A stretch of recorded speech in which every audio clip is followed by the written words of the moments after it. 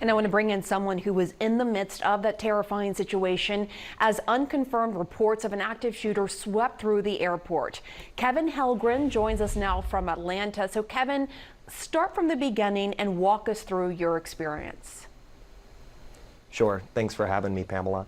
I was in Atlanta for a wedding this weekend and had just wrapped up, so I was taking the train from downtown Atlanta south into the airport. I had just gotten off the train and was walking through one of the main entrances in the domestic terminal alongside baggage claim, making my way towards security. And I had gotten all of 20 steps down the hallway before a combination of other passengers and airport security folks told me that I needed to stop walking. So I stopped, I turned around, and I retraced those 20 or so steps that I had taken. And then I was sitting at the corner of that hallway for the next maybe 3 to 5 minutes. And folks were having conversations about an active shooter. Some folks said that they had heard gunshots, but for the most part, it was calm. And then we saw someone turn the corner and just barrel down that hallway, and that was the point at which all chaos kind of broke out. Everyone was dropping their suitcases. Folks were running in any possible direction away from what we thought was the center of action. People were sliding under rails and jumping over barricades, just trying to get out of what we thought was harm's way.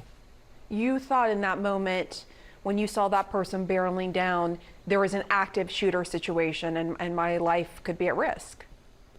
Yeah, that's exactly right. I don't think any of us had the luxury in that moment of thinking through the accuracy of the information or thinking through different possible explanations. Our fight or flight kicked in and we all flew. We thought very much that our lives were in danger. Were you hearing any instructions to evacuate the airport? We hadn't heard any instructions during that 3 to 5 minute holding period, but as that person rounded the corner and started running towards us, I think a combination of airport security and just everyday passengers started shouting to run and to evacuate, and that's when folks started bolting in every which direction. So I personally ended up going under the rail and back onto the train platform, got on one of those trains and sat down in a corner, figuring that, you know, that was as far away as I could get from what I thought was a very dangerous situation. So how long then before you learned that it was an accidental discharge of the weapon and that this was not an active shooter situation? I don't think that information came to bear until 15 or 20 minutes later, after the train that I was on had already started its way back into the city. So I was on a stationary train for probably 10 to 12 minutes, took the train north one stop, and at that point, folks were sharing on Twitter, including the airport's official Twitter, that it was an accidental discharge. So we were in a bit of a holding pattern for 15 to 20 minutes, as best I recall.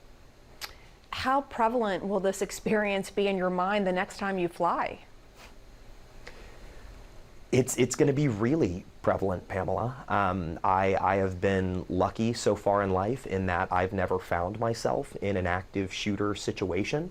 And you know, irrespective of labels, accidental, negligent, what have you, today could have been very dangerous and was dangerous for folks who were injured. So I think moving forward, I am constantly going to be thinking about how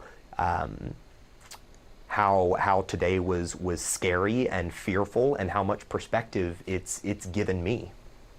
Totally understandable that you would that would be going through your mind next time you travel. Kevin Helgren, I'm sorry you had to go through that, but thanks for coming on to share this experience. Yeah, of course, Pamela. If I could just add one more thing, I think what today speaks to is the very real fear and sadness that sits at the core of America when it comes to things like gun violence. I think we're wired to interpret loud pops in movie theaters or grocery stores or airports as as a threat to our lives. And irrespective of how cleanly the situation unfolded today, that doesn't erase the confusion and the shock that so many folks from this afternoon are still sitting with and processing. All right. Thank you for sharing that. We appreciate it. Kevin Helgren. Thanks, Pamela.